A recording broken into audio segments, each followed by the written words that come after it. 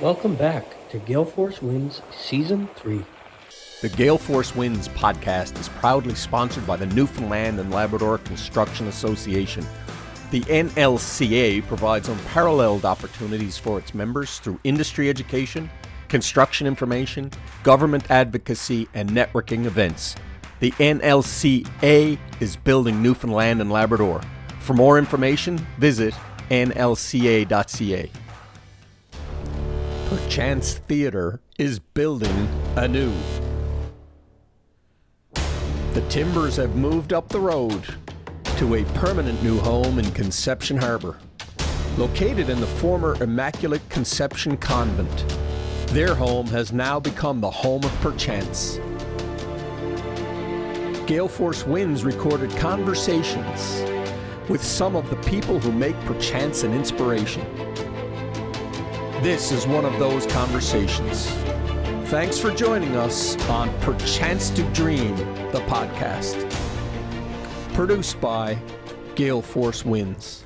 There is a tide in the affairs of men, which, taken at the flood, leads on to fortune. Welcome to the Perchance to Dream podcast, and what a pleasure it is to be in conversation with some of the people behind the scenes that make this whole theatre production run. I'm Alan Dale. With me, as always, my good buddy Jerry Carew.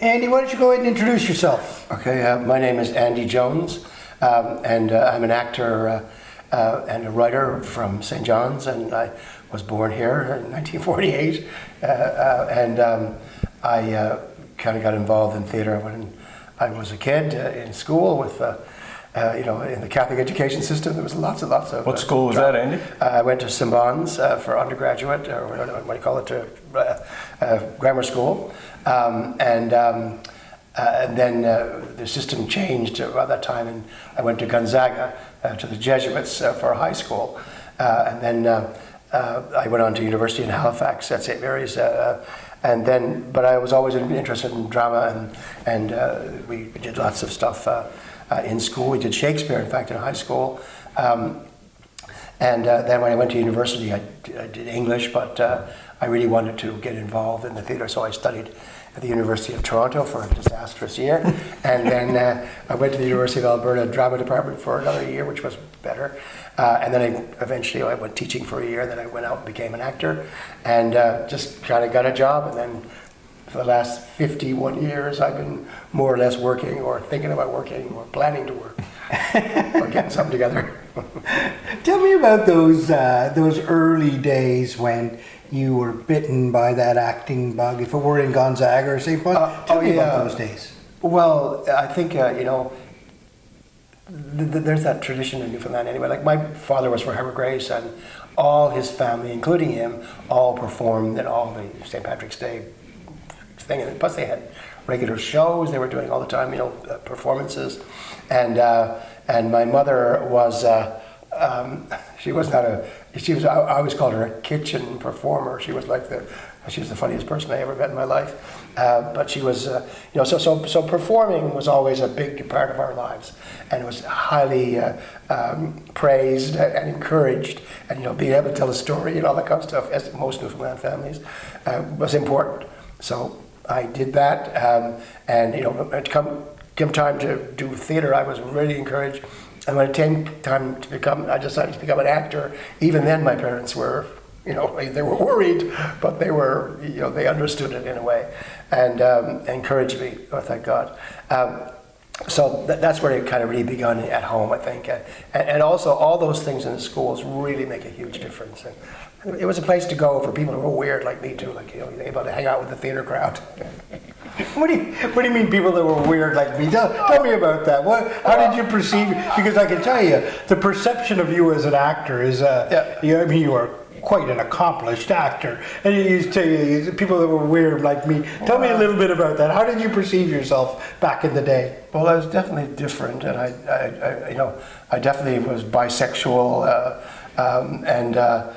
so I wasn't necessarily with the jock crowd or whatever, and although I was academically strong always, but I had a place to go, and there was and I think that a lot of people in the arts generally are different or have a different sensibility or a different approach to life, and it's a great vehicle for them, and I'm glad that the schools provide that when they do.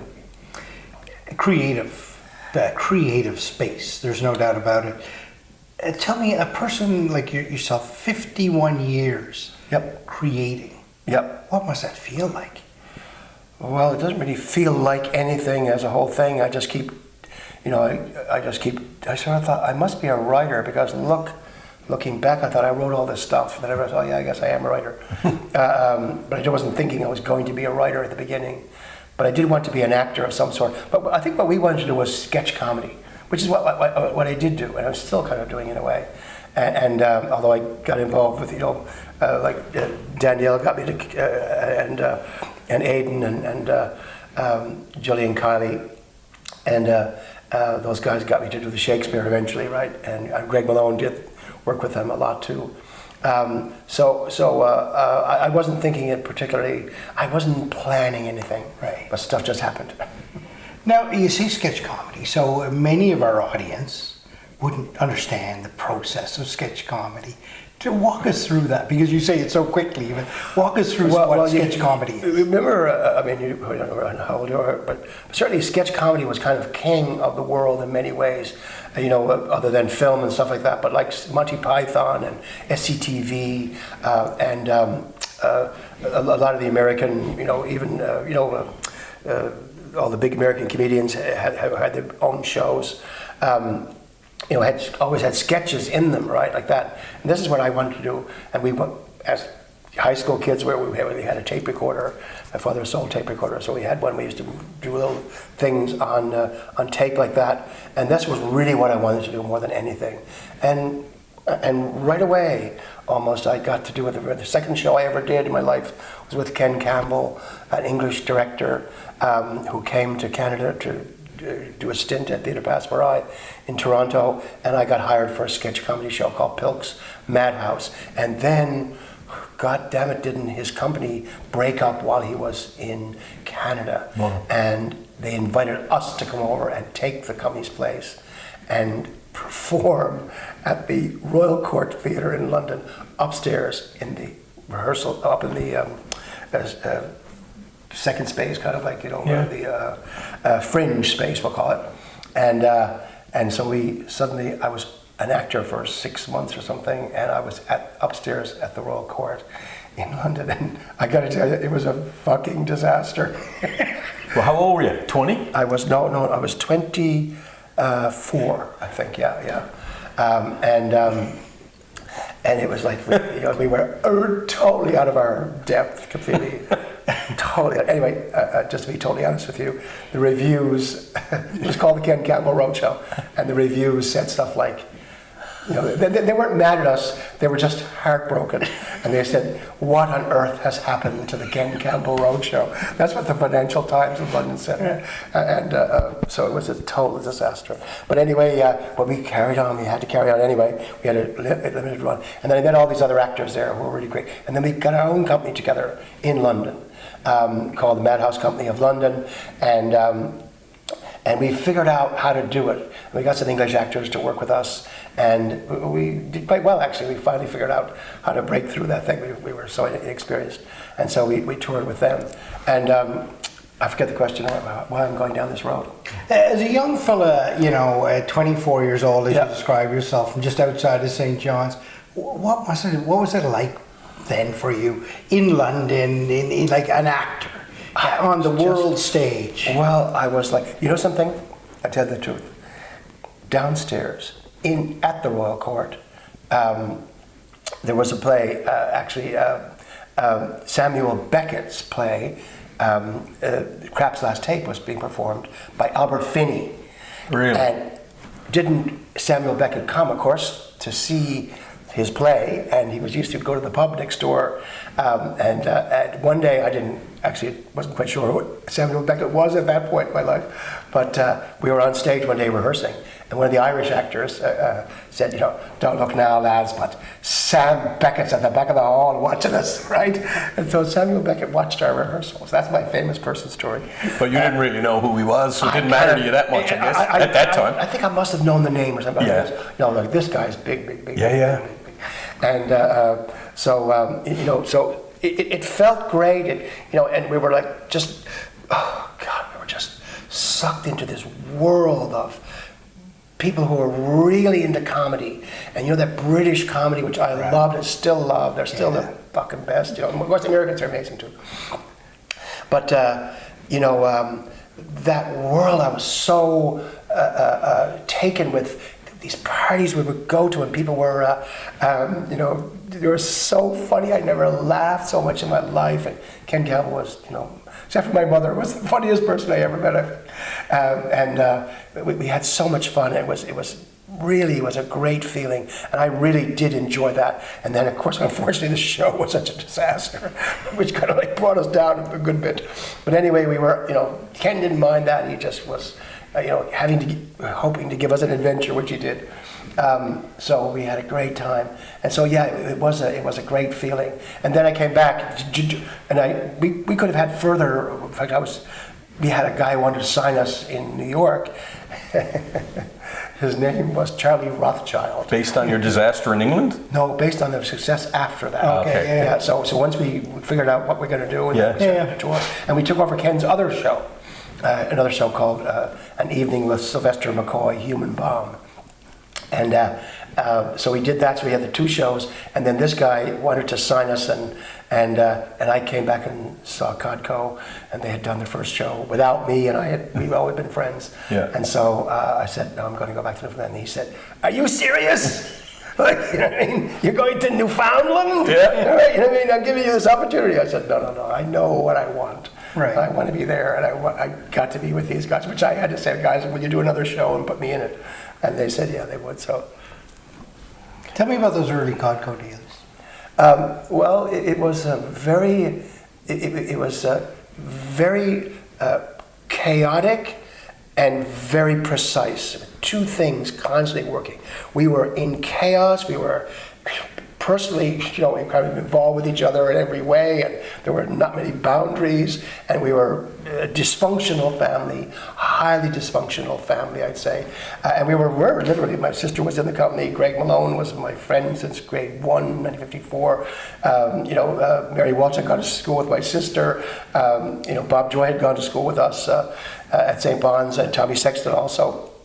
So we all kind of knew each other. We were all, except for Diane, we're all Irish Catholic Newfoundlanders with, you know, much the same worldview.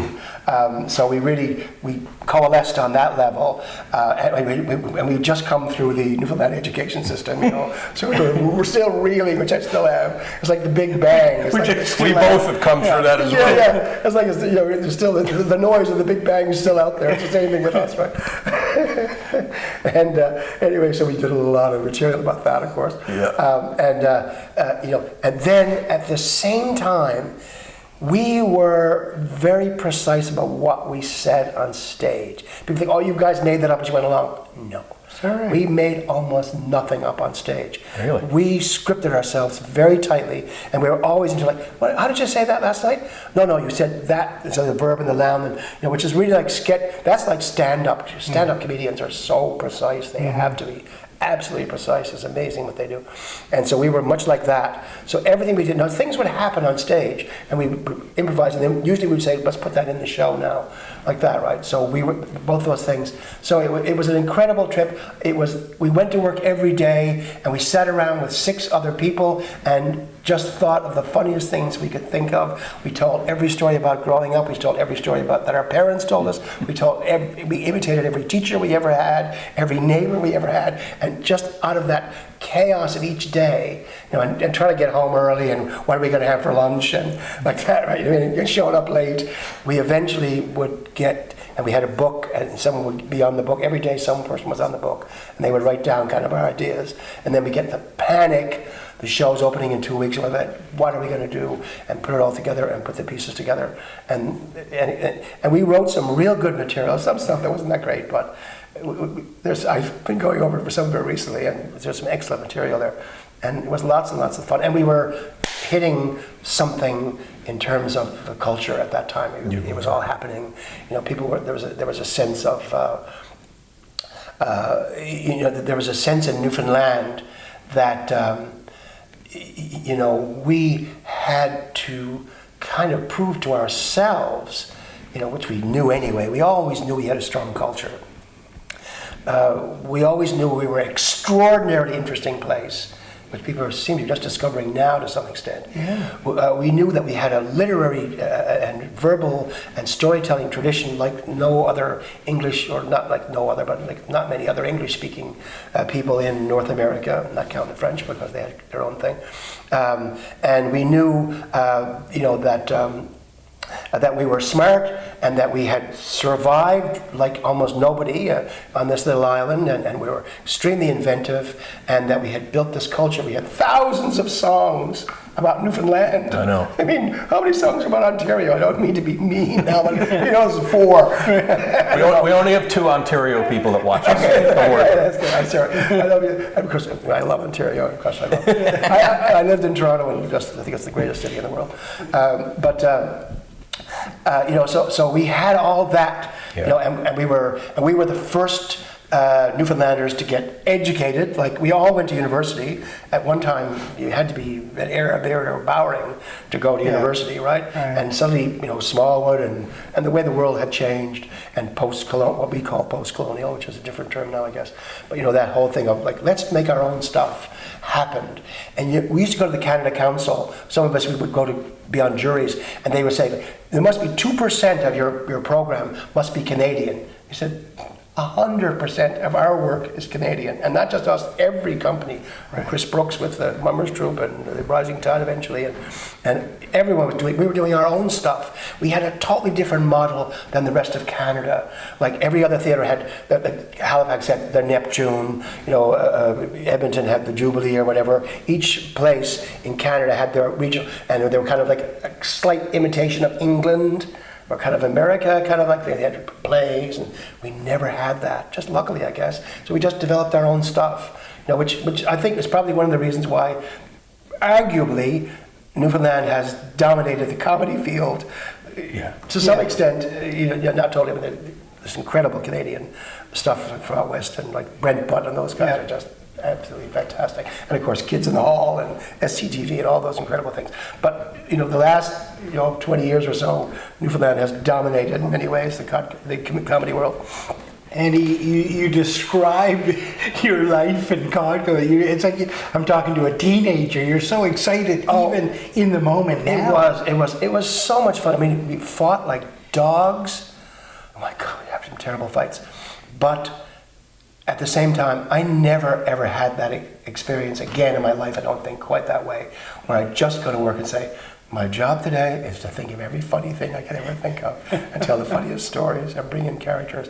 And that's what we did all day until we got the panic and then do a show. How long did the CODCO period last, Andy? The theatre company lasted they started in October of 73, and I joined in July of 74, and it went until December of 76. So really it was just about 3 years, the original theatre company. And then 10 years later, Michael Donovan from Halifax, from Salter Street Films, approached us and asked us if we would do a television series. Right. And we could use our own material, and he had seen us on stage.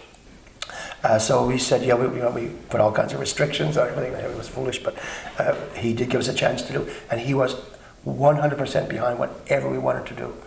I gotta say, man, the more edgy, the better for him. And he fought the battles luckily we were in Halifax, so we didn't have to deal with Toronto. Not to say anything bad about Toronto again, but he fought those battles for us. You must have had some battles, because I've watched, a lot of your skits are on YouTube, you probably know that. Yeah.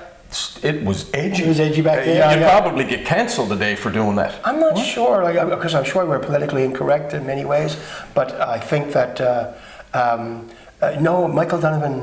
Just he was a barrier there for you. He really laid down those rules. Go as far as you want, and I'll figure it out at the other end. Fantastic. Yeah, no. It was, I mean, have you ever had work with anyone like that since? Well, I've worked with lots of people like that because we're in the theater. But I mean, in terms of TV world, I've met very few. I don't think anyone else gets away with it. And of course, Kids in the Hall were also fighting their battles. They were very strong. The same. Yeah. We were exactly parallel. Yeah. You know, we were on TV the same year. Right. We were half an hour each.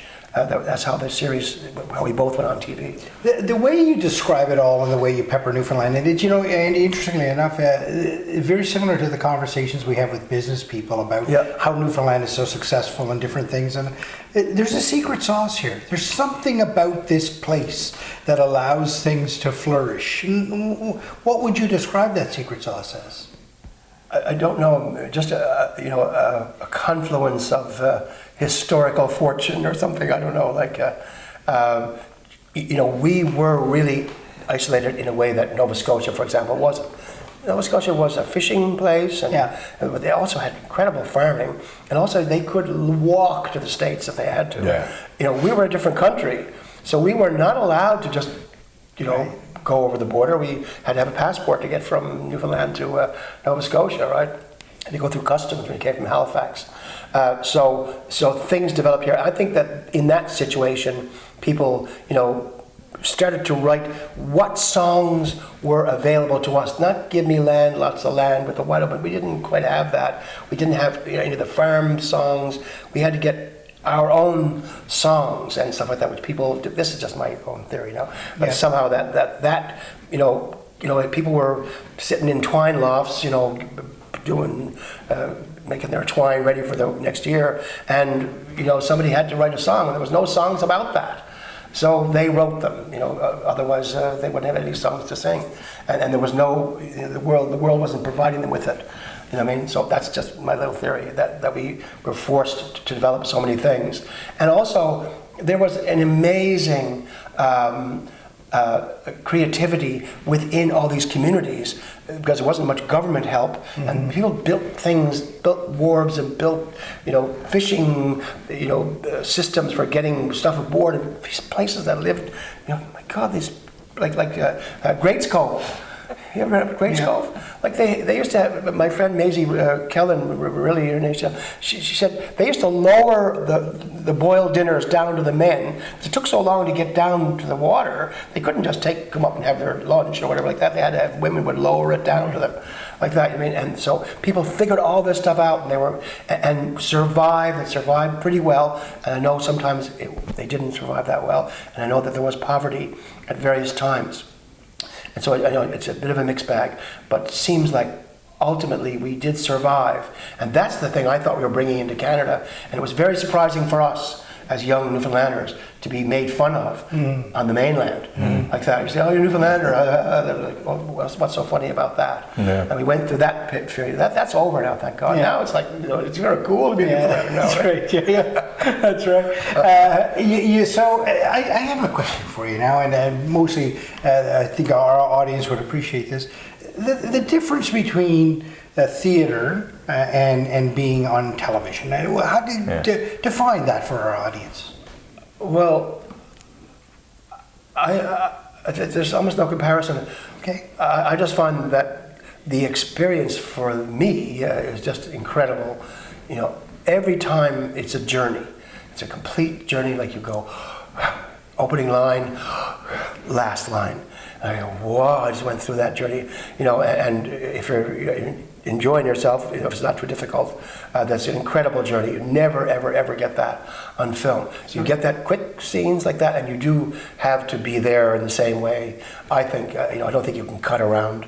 Ultimately, a good film is a good performance, and everyone's in the moment, and the timing is right there. The timing isn't built afterwards by cutting to the close-up. And I think you can, but I don't think it ever works quite as well as when you're there and then you get the close-up from that particular take.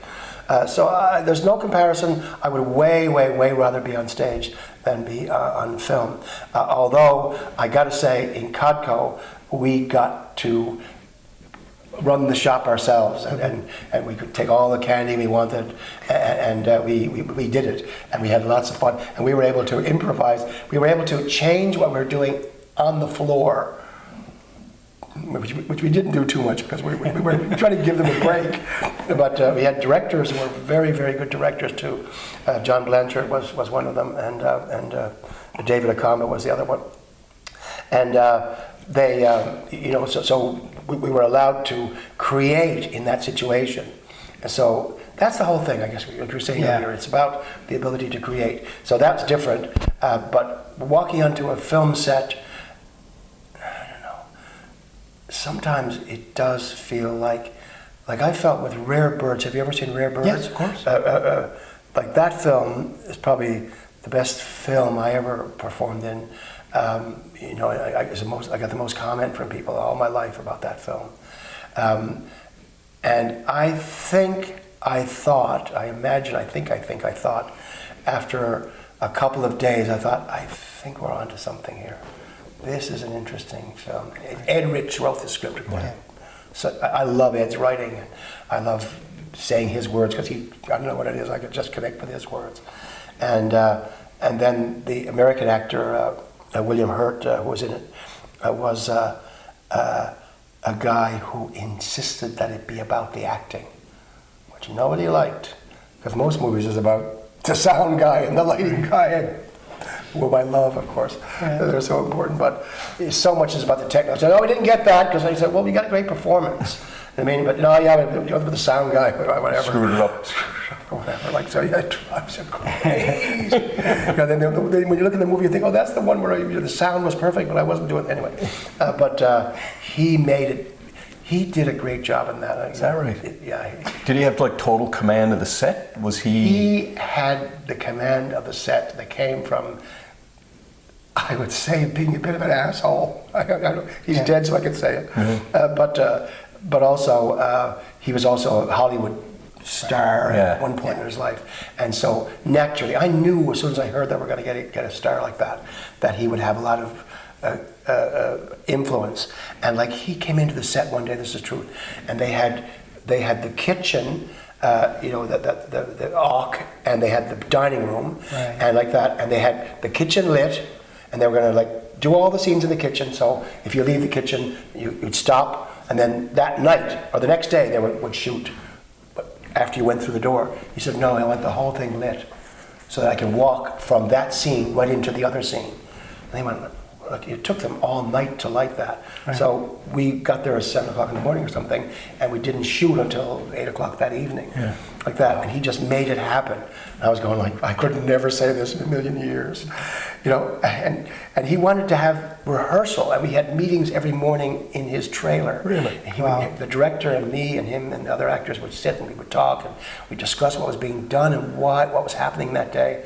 So that was a great experience, right? When you found out you were going to be acting with him, was there nervousness on your part? Big Hollywood guy, or you had already? I think so, yeah. And I was, of course, I was nervous about that, and I'm nervous anyway. But he turned out to be also. There's a lot about William Hurt now, but he, sometimes actors don't have to be there for your close-ups. If you can imagine, so that the script assistant will say the lines and you will do your close-ups.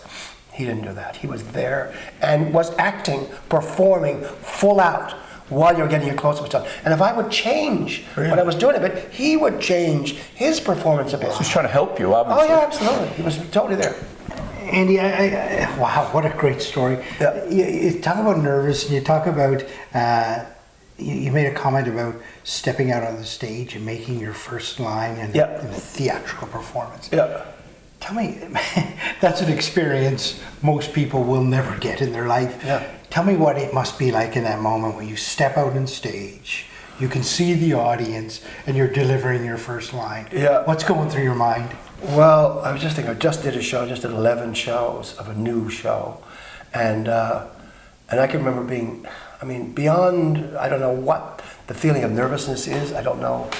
I couldn't define it, how nervous you are like that, right? And then you go and say, I always say, all right, what I'm doing is I say my first line over in my head to myself, and I say, I'm going out now. I'll be lying down.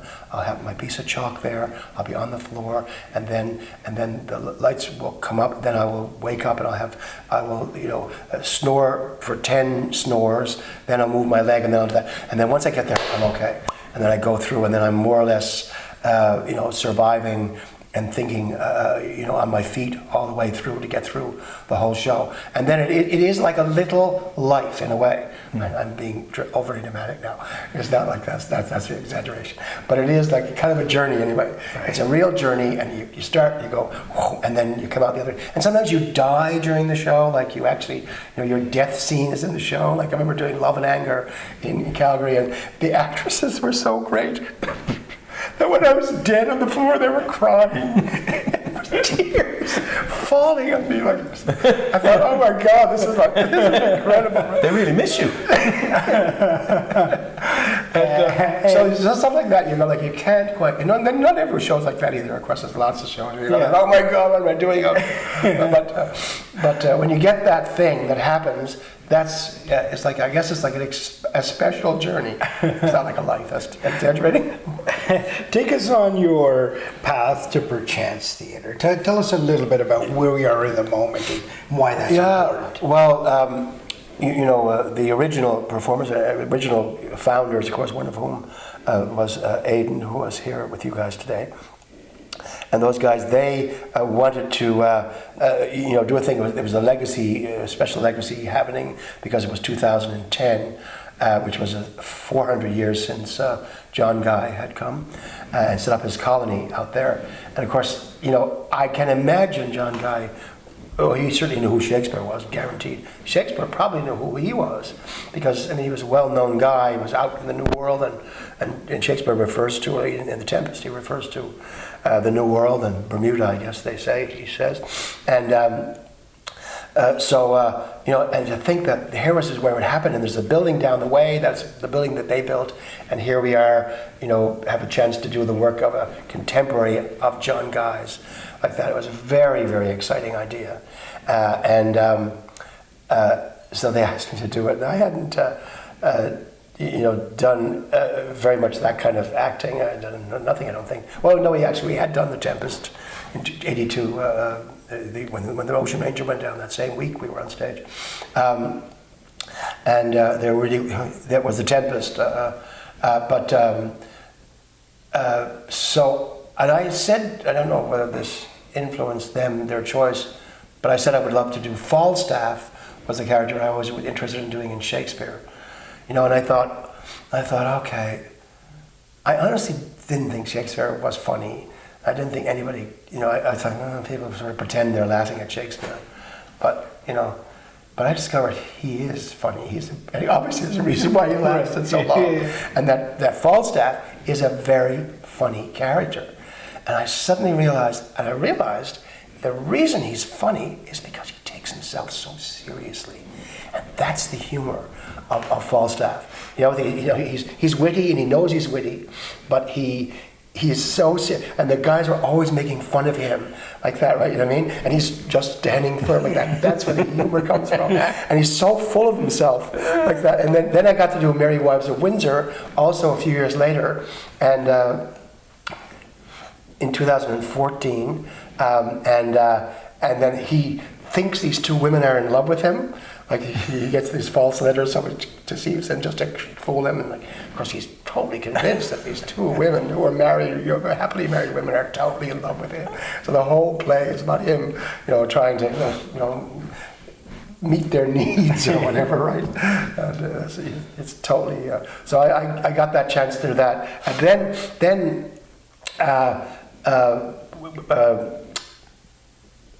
Gosh, I forget his name now. Anybody know really well? Anyway, but I got to do Tartuffe with Gillian Kiley directing, and that was Moliere. It was the first time they did a non-Shakespeare there, and they asked me to adapt it to Newfoundland, right? I said, I don't know, man. How the hell can I? This is 16th century, 17th century France. It's a royal family. The king is there. All this stuff like that, right? I said, and I said, well, I guess it could be a family I was thinking it could be a rich Newfoundland family, like, because they were a very wealthy family in the play. And I thought, then I thought, maybe it could be an outport, a Newfoundland, like, merchant family. And I asked my neighbor, Galvin Lake, and I said, do you know any people who were, like a rich family who had a son who was who was a war hero?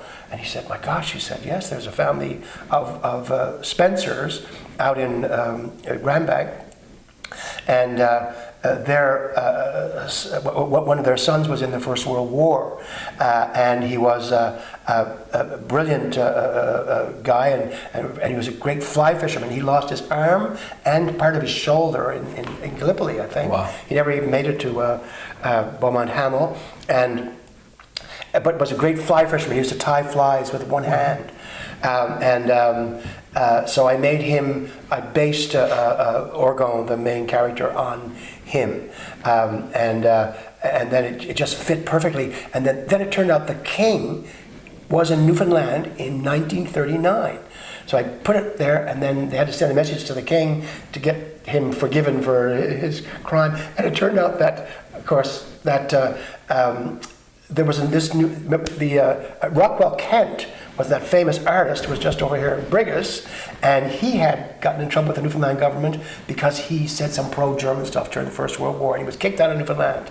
So the character, so I made Orgon had defended him, and that's why he was in trouble with the king. The king forgave him, and so it all worked out incredibly well.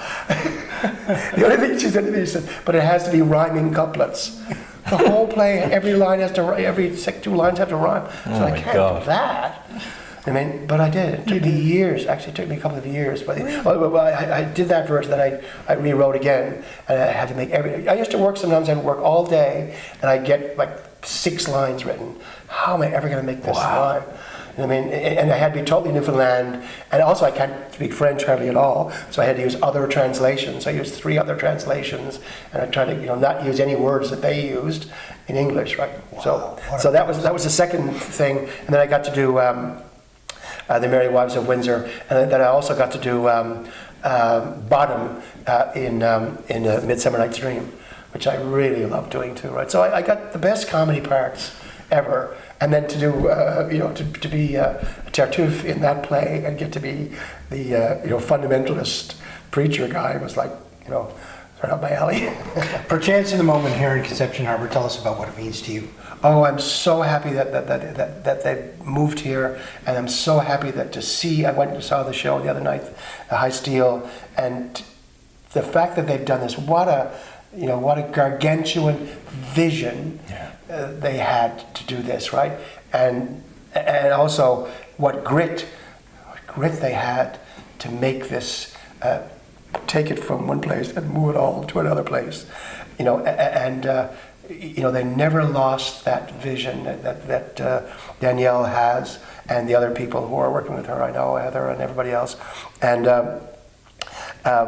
so I just, I wrote to her after the opening night. I said, you've done something amazing here, right? You really have, fulfilled something cultural. It's like a very important cultural moment in Newfoundland that they managed to keep this going, and they managed to do this show and to do this High Steel right in the community. Iron Workers, local numbers right down the road there, and to open that way, to be theater that's so relevant, it's just incredible. Yeah. What do you see over the horizon for theatre in Newfoundland? Tell me that. You've had a journey, quite a journey. Yeah. And you've been a part of the foundation of this. What do you see over the horizon? Well, I think that stuff like this, there's an incredible generation coming up. We have a lot of playwrights now, which we didn't have. But most things were collective in those days, like Megan Gale Coles and the young Alison Kelly and the new sketch comedy group Mom's Girls, and Robert Chafe, of course. So there's endless possibilities in that world. All of a sudden, we're learning how to do that and how to present them. And of course, Perchance has presented their modern plays right here on stage, which is great. That's the way we're going, I think, for sure. And there seems like endless amount of talent and endless amount of storytelling abilities coming up through. So I feel also that, just having talked to them a bit, that they want to get involved in the community, and they want, just like I was that kid in high school. It was a bit different, maybe, I don't know, but it's a place they want to keep this creativity and to hand it on to the younger people who are coming along, and have programs here for that, and make it a really important part of the local community, which I think is, I couldn't ask for anything better than that, I don't think. Jerry, your thoughts? Well, I just want to say, Andy, thank you. Listening to you talk's absolute joy. You've entertained so many people. The incredible body of work that you've done, and continues to live on YouTube in various places. It's just a pleasure to be sitting with you today. Thank you. Thank you Thank for you guys sharing. very much. It was very nice. I tell you, I feel overwhelmed with creativity just being in your orbit. So thanks for being on the Perchance Theatre Podcast. It's been an absolute pleasure to be in conversation with you. Thank you guys very much, and thank you for supporting this company, which is just a brilliant event in our cultural history, I think. It's our pleasure. Thank you for tuning in to GaleForceWins. That's GaleForceWins, WINS.com.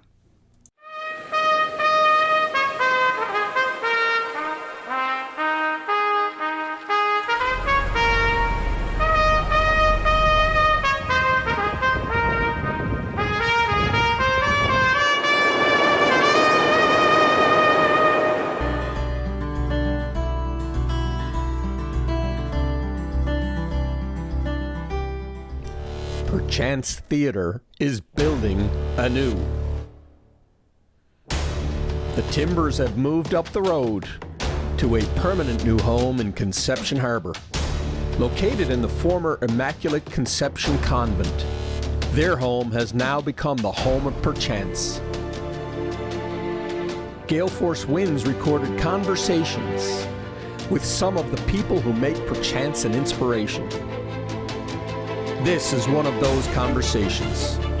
Thanks for joining us on Perchance to Dream, the podcast. Produced by GaleForceWins.